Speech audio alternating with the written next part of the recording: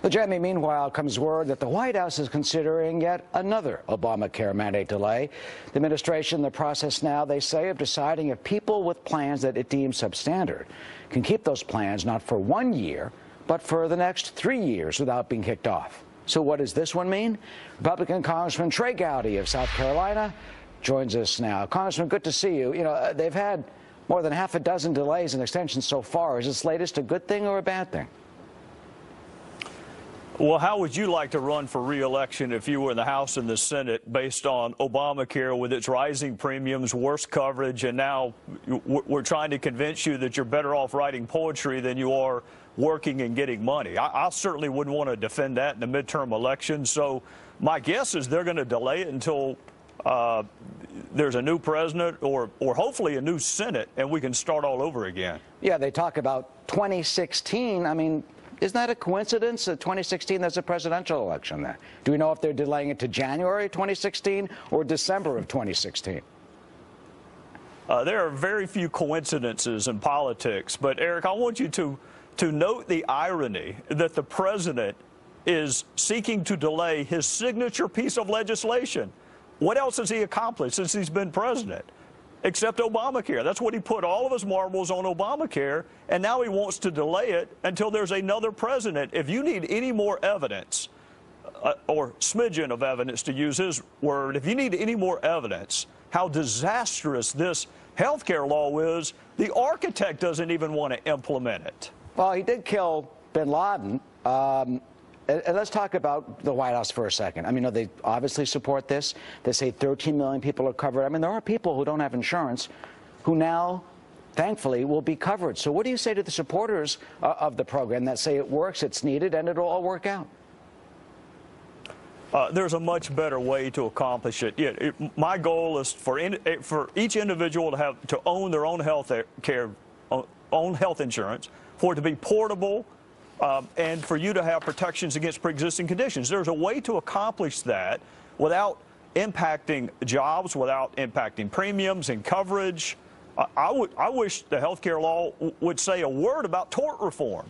This one does not. So we agree on the overarching goals, access to health insurance and access to health care. This is not the way to do it, as evidenced by the fact that there are 1,000 waivers and exemptions, and the architect of this law doesn't even want to implement it. He keeps delaying it, not going to Congress. Well, yeah, but Congress is not going to be able to do this with the Senate. You know, how do they get there, and what can be done then, in your view, to make it work? Change the Senate. I mean, that's the only way it can be done.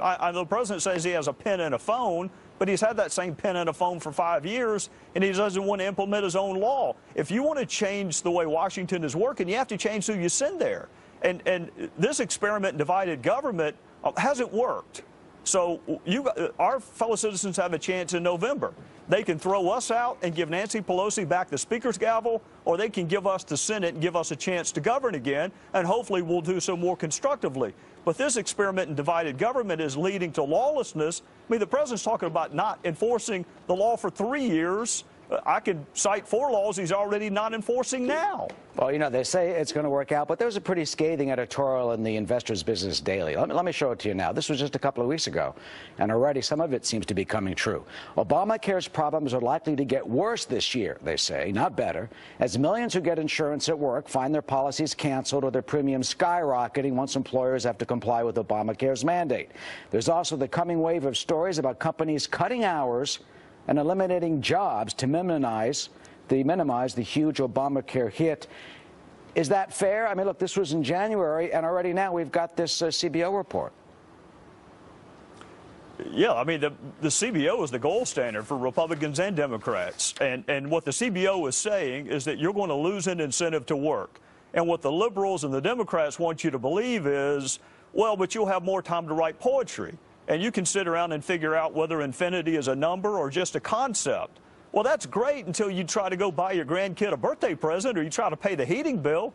Go give your interpretation of a poem to the clerk. They're going to want money. And when you have a built-in incentive to work less, which the CBO confirmed, you know, the president said there's no evidence that this is harming economic growth. There's overwhelming evidence that it's impacting economic growth, which is why Democrats are pressuring him to postpone the law.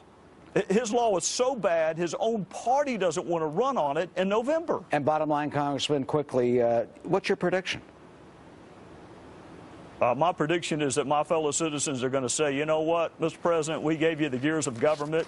You gave us Obamacare. We're going to start over in November. We'll give the Republicans a chance to lead the country. All right, Congressman Trey Gowdy, certainly it's the #1 issue, and they're considering yet another delay. We thank you so much for joining us with your analysis this morning. Yes, sir.